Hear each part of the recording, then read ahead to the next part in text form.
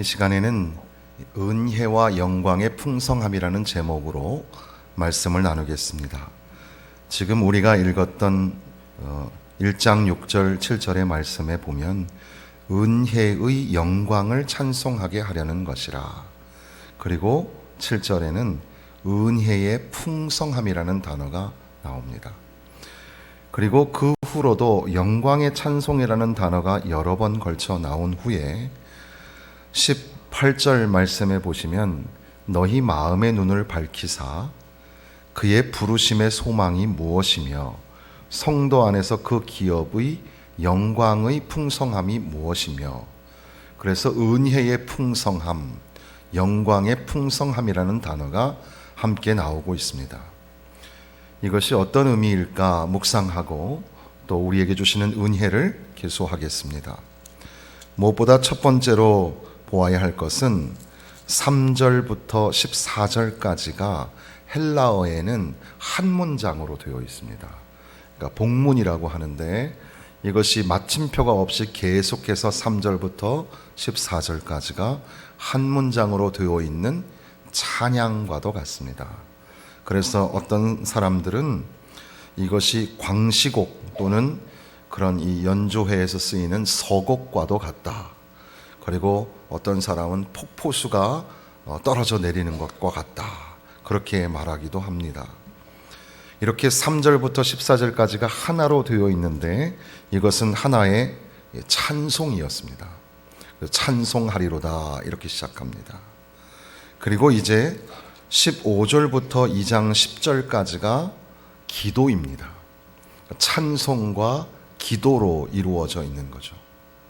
하나님 앞에 찬송하고 다 함께 찬송하기를 권하고, 하나님 앞에 기도하고 함께 기도하기를 권하는 것이 에베소서의 처음 부분에 있다는 겁니다. 그렇게 하나님을 찬송하는 내용의 중심은 하나님이 우리에게 복을 주셨다라는 겁니다.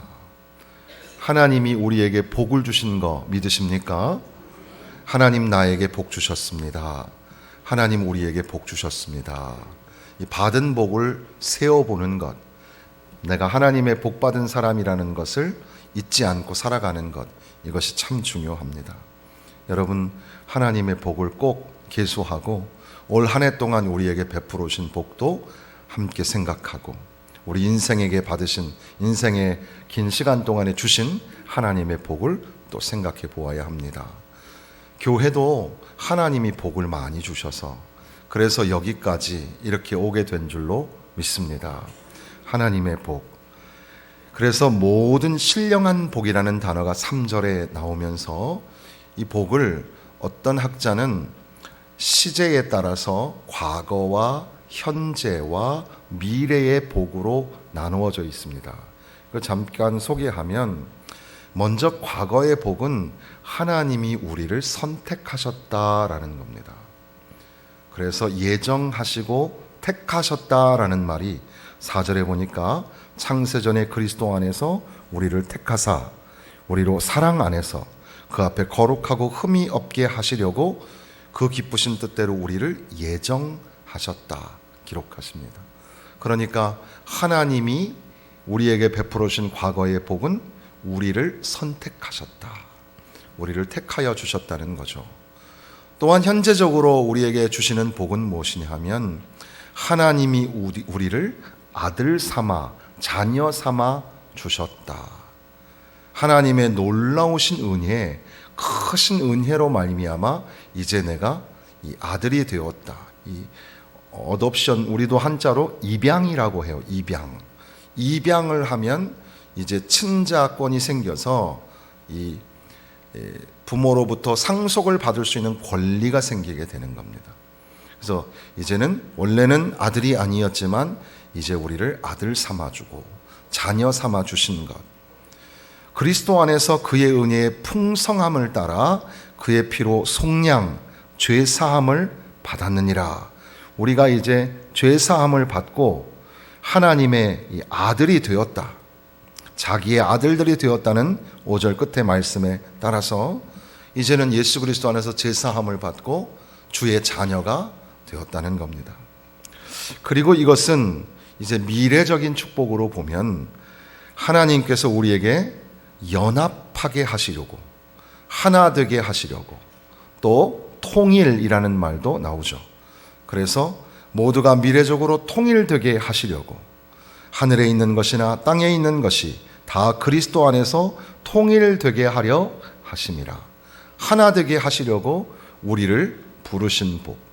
그러니까 우리는 이 땅에 살아가면서 여러 가지 많은 복을 받고 또 공동체적으로도 하나님의 축복을 받으며 살지만, 그러나 이제 이 신학적으로 에베소서는 어떻게 보면 에베소 교회를 향한 믿음으로 무장하고 단련하여 나아가는 이 성숙한 교회를 향한 이 바울 사도가 하나님 말씀을 전하는 내용인데, 우리가 받은 복을 한번 기억해 보자. 모든 신령한 복이 너희 가운데 임하였는데 무엇보다도 그 복은 창세전에 너희를 택하셨다는 것이다. 그리고 너희를 이 죄사함을 받고 자녀 삼아 주셨다는 것이며, 그리고 너희로 이제 다 하나가 되게 하려고 하나님이 우리를 선택하여 자녀 삼아 주셨다는 겁니다. 그러니까 우리는 늘 과거적인 은혜, 또 현재적인 복과 미래적인 축복에 관하여 기억하고 소망하면서 살아가야 합니다. 내가 창세전에 이미 선택받은 사람이라는 사실, 하나님이 예정하셔서 우리를 부르셨다는 사실을 꼭 잊지 말아야 합니다. 또한 내가 이제는 신분이 바뀌었다는 사실을 기억해야 합니다. 그래서 이전에는 세상적, 정욕적, 마귀적으로 살았을지라도 이제는 내가 하나님의 아들, 주의 자녀 되었다는 사실을 날마다 새롭게 기억하고 그 죄사함의 은혜 가운데 살아가야 한다는 겁니다. 그리고 이렇게 우리를 부르신 것, 또 특별히 이 에베소서는 교회론을 주장한다고 그렇게 가르치기도 하는데, 우리를 이렇게 교회로 부르신 것은 하나님의 크신 뜻을 이루기 위함인데, 예수 그리스도의 십자가가 하늘과 땅을 연결하고 사람과 사람을 연결하였던 것처럼 바로 예수님 때문에 이제 우리는 이방인과 유대인이 하나가 되고, 이제 높은 사람과 낮은 사람이 하나가 되고, 서로 함께 할 수 없었던 사람이 하나가 되는, 그래서 이제 담이 없는 교회, 담이 없는 사람이 되도록 우리를 부르신다는 사실입니다. 이것이 앞으로 우리가 지향해야 할, 그래서 날마다 화평함과 거룩함으로 믿음의 경주를 해야 하는 것을 우리에게 가르쳐 주시는 겁니다.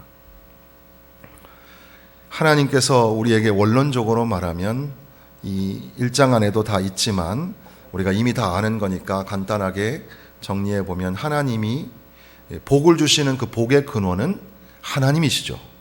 그러니까 복은 하나님이 주시는 겁니다. 우리가 복 받으러 왔습니다. 그럴 때 복은 목사님이 주는 게 아니고 복은 하나님이 주시는. 아버지 기도해 주세요. 복 받게 기도해 주세요. 아버지가 복 주시는 게 아니고 하나님이 복 주시는 것이다. 복의 근원이신 하나님이 우리에게 복 주시는 줄로 믿습니다.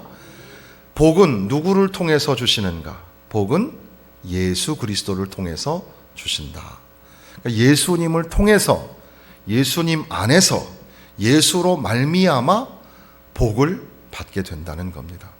그러니까 늘 예수 없이는, 예수 아니고서는 안 되니까 예수님 안에서, 예수를 통해서, 예수 그리스도를 믿는 믿음으로 하나님의 풍성한 복을 다 받으시기를 축원합니다. 우리가 복을 받았다는 것을 확증하시고 그 복 받은 것을 보존하고 유지하여 주시는 분이 성령님이십니다. 성령 충만해야 할 이유가 거기에 있습니다. 우리가 복 받은 사람인데도 불구하고 자꾸 이제 이 성령의 결핍, 은혜를 자꾸 상실하기 시작하면 그 다음부터는 내가 복 받은 사람이라는 것을 자꾸 잊어버리게 됩니다. 그래서 그 충만한 은혜 가운데 기뻐하며 주님이 주시는 그 희락과 희열, 그것을 가지고 살아가야 하는데 그것이 상실된 채 살아가게 되는 겁니다. 그러므로 늘 성령 충만하여 우리에게 복 주시는 것을 확증시켜 주시고 유지하여 보존시켜 주시는 성령님의 은혜 가운데 하나님이 주신 복을 풍성하게 누려야 될 줄로 믿습니다. 그런데 지금 우리가 이 예수 그리스도로 말미암아 주의 자녀가 되었다는 이 말씀 안에 은혜의 풍성함이라는 단어가 있습니다. 또 물론 앞서 말씀드린 것처럼 영광의 풍성함이라는 단어도 나오게 되는데, 여기서 말하는 풍성함이 뭘까? 일단 풍성하다 그러면 참 좋죠. 풍성하게 우리에게 은혜가 풍성한 하나님이 우리에게 임하셔서 은혜를 풍성하게 주시면 참 좋겠습니다. 그죠? 풍성한, 곡식과 과일과 추수를 하면서도 풍성하게. 그런데 여기에 나오는 풍성이란 말이 일반적으로 잘 쓰는 단어가 아니었습니다. 이것이 조금은 어렵거나 또는 이 수학이나 회사에서 쓰는 장부에 기록되는 총계, 이런 말하고 더 많이 가까웠었습니다. 총량, 총계, sum up 이런 말 할 때 쓰는 말이 여기에 나오는 풍부함이었습니다. 그러니까 그런 맥락을 다 좀 이해해 본다면 우리가 결산을 하는 겁니다. 결산을 해보니까 엄청나게 많이 번 겁니다. 그때 이야 대단한데, 우리가 생각한 것보다 훨씬 많이 벌어야 되죠. 그러니까는 농사를 지었는데 2배만 더 벌어도, 더 수확해도 큰 거예요, 작은 거예요? 큰 거죠. 어떤 경우는 저는 잘 모르지만 너무 농사가 잘 돼도 안 된다 그러더라고요. 가격 경쟁력이 또 떨어지게 되니까. 그리고 이제 지금은 이제 멧돼지 살처분 하느라고 정말 참 지금 이 사람들이 참 마음이 아프고, 또 그것을 또 하는, 집행하는 사람들도 힘들고 한데, 예전에는 그 조류 독감 때문에 또 한 번씩 휩쓸고 가면 경기도 일대에 우리가 먹고 있는 그 치킨, 닭고기 이런 거에 대다수가 거기서 다 나오는데, 그게 막 몇만 마리씩 막 그렇게 살처분을 해야 되는 경우가 있잖아요. 근데 어떤 그 한 몇만 평 포천에서 운영하시는 집사님이 담대하게 뭐라고 말씀하시냐면, 그래도 불행 중에 감사해야 된다고 그러더라고요. 그래서 왜냐하니까 어떻게 보면 이것이 그 자연적으로 너무 지금 기계적으로 닭을 많이 낳게 하기 때문에, 닭이 너무 많기 때문에 때로는 자연적으로 줄여야 될지도 모르는데, 이게 하나님의 아주 묘한 섭리 가운데서 밸런스를 맞춰가는지도 모른다는 얘기를 해서 굉장히 다른 관점에서도 볼 수 있구나 생각을 하게도 되었습니다. 그런데 이삭 같은 경우는 성경에 기록하기를 그 해의 수확이 100배나 되었다고, 100배나 되는 축복, 결산을 해보니까 100배나 되는 거예요. 별로 이제 기대를 안 하시네요. 우리의 삶에 수학적으로, 결산적으로 보았을 때 100배의 결산을 한다? 대단하죠. 올해는 참 어려웠으니까 이 정도 버티고 견디면 참 잘한 거야. 그래도 나 잘했어. 우리 참 잘했다. 그런데 나중에 결산했더니 훨씬 더 잘한 겁니다. 더 큰 그런 결산을 했을 때, 야, 참 성공했다. 참 복받았다. 이렇게 말하게 되는데, 그런 것들이 이 풍성함이라는 단어와 관련이 있다는 겁니다. 그런데 뭐가 풍성하냐면 은혜가 풍성하다는 거죠. 은혜, 하나님의 사랑과 하나님의 자비, 그 은혜가 풍성하다는 거예요. 그러니까 결핍이 없고 부족이 없어요. 그러니까 내가 하나님의 자녀되고 내가 구원받고 내가 천국 가는 데 있어서 하나님의 은혜는 부족함이 없어요. 너무너무 넘치고 너무너무 풍성한 것이기 때문에 내가 뭐 해야 될 게 별로 없어요. 그저 그냥 나는 받아들이기만 하면 돼요. 그 은혜의 풍성함을 따라서 주의 자녀가 되고 죄사함, 속량을 받게 되었노라 선언하시는 겁니다. 그러니까 지금 내가 주의 자녀 되고 지금 내가 예수 믿고 구원받은 것은 하나님의 놀라우신, 하나님의 풍성하신 이 풍성하신 그런 은혜, 그 은혜로 인하여서 내가 구원받은 거예요.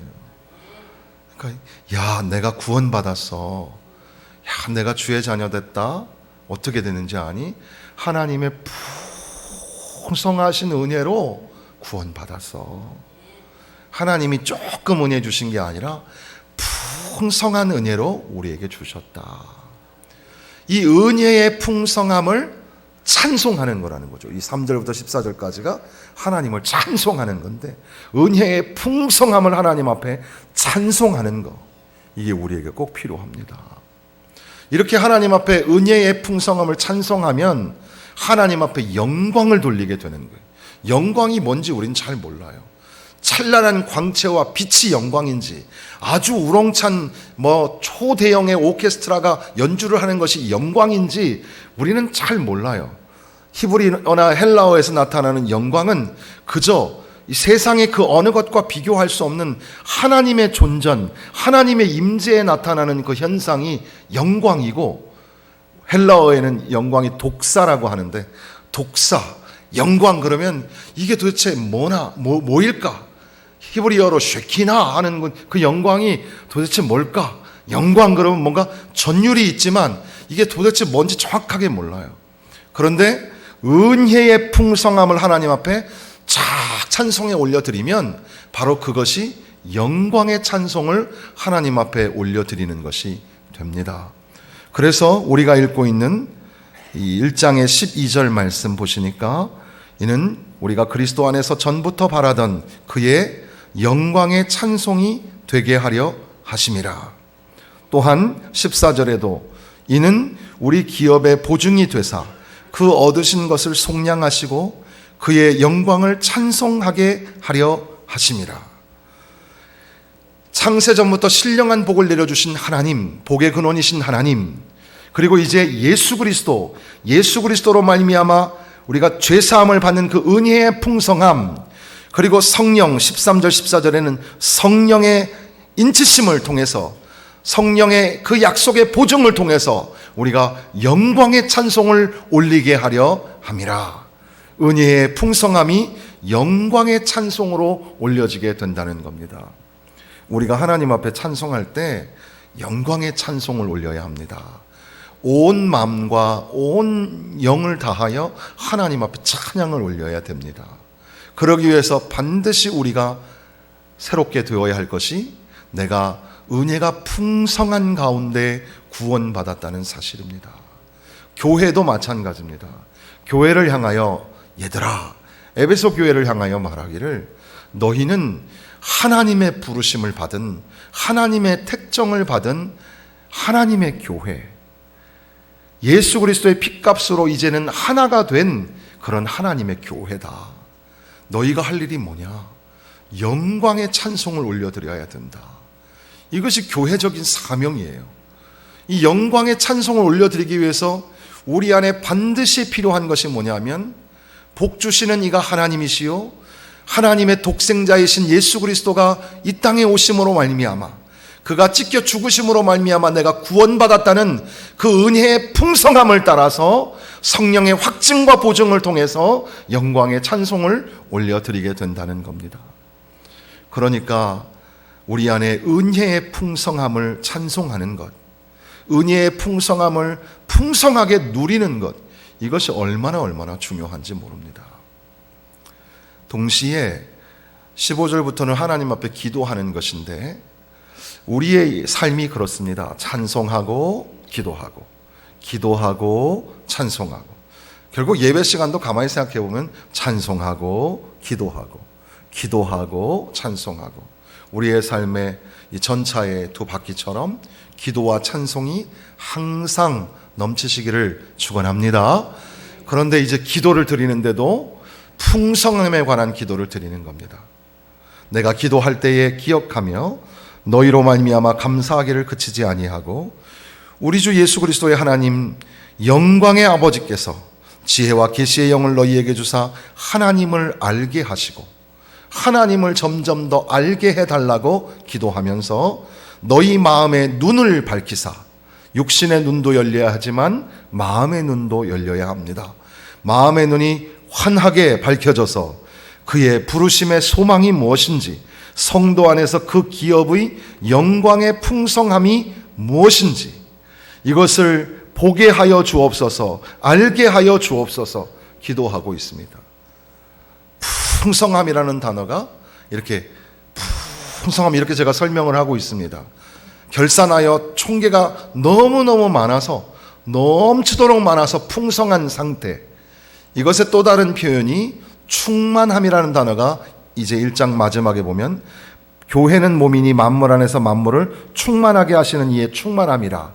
교회가 드러내야 할 것이 풍성함과 충만함이 되는데, 예수 그리스도 안에서 충만함을 드러내고 풍성함을 드러내는 것이 교회적인 사명이죠. 그런데 영광의 풍성함이 무엇인지 알게 하시며 그랬습니다. 이 영광의 풍성함이 무엇인지 우리가 잘 몰라요. 그럼에도 불구하고 조금씩 알 수 있는 것은, 우리가 하나님 앞에 진심으로 찬양하고 우리가 하나님 앞에 온 마음을 다해가지고 한 마음에서 찬양할 때 우리 가슴이 막 뛰죠. 그리고 마치 천상에 올라와 있는 것 같고 하나님을 배우는 것 같은 그런 느낌을 받을 때가 있으시나요?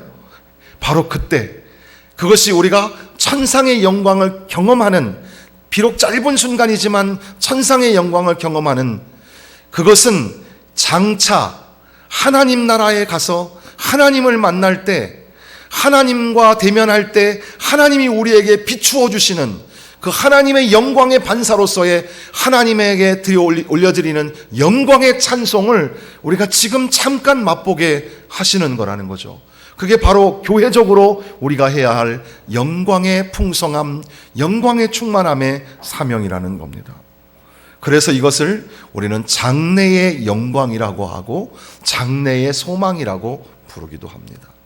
우리의 희락은, 우리가 느끼고 있는 이 희락은 오늘 내 삶에 좋은 일이 생겨서, 농사가 잘 되고 기업이 잘 되고 회사가 잘 되고 돈 많이 벌어서만 희락을 느끼는 것이 아니라, 비록 우리에게 고난이 있고 비록 우리에게 어려움이 있어도, 때로는 징계가 우리에게 있어도, 그래도 장래에 하나님 나라에서 누리게 될 영광의 면류관을 바라보면서, 어떻게 말로 다 표현할 수 없는, 그래서 요한도 하나님 나라를 표현하는 것이 그저 그렇게 상징적으로밖에 설명할 수 없는 그 놀라우신 하나님의 영광 앞에 서는 날, 그날이 올 때까지는 우리는 그 장래의 영광을 바라보며 장래의 영광을 소망하며 오늘이라는 시간에 기뻐하고 즐거워하며, 모든 것이 없고 모든 것이 사라져도